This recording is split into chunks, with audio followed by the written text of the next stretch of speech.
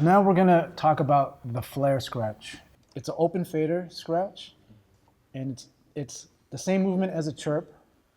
You're gonna start open, you're gonna move the record forward, and as you move it forward, you're gonna close the fader, and after you close it, right away you're gonna open it again.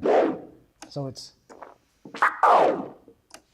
so fader open, record forward, and you close the fader and immediately open it back up. Once again.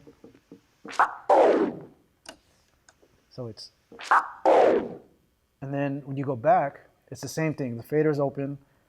You're gonna move the record back and you're gonna close the fader and immediately open it back up. So forward, and then back. Forward, back.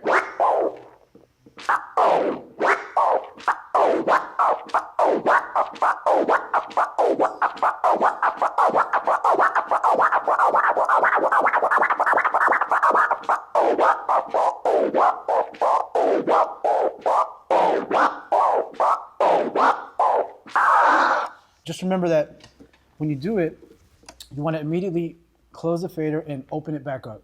So it's, and then if you keep it closed too long, you're gonna cause a weird swing, which is a good swing, but it's gonna kind of throw you off in the beginning. So you wanna close it and open it right back immediately.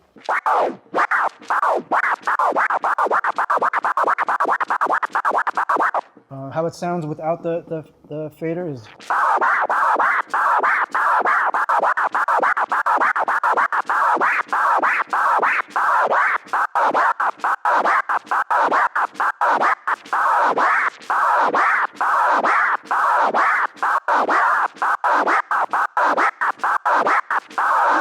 And what you want to do always is catch the sound from the very tip, which is on here 12 o'clock to about 3 o'clock. So you want to cut the sound immediately right when you hear the first sound, and then come back and close the sound and open it back up. It's real deceptive when you hear it, right?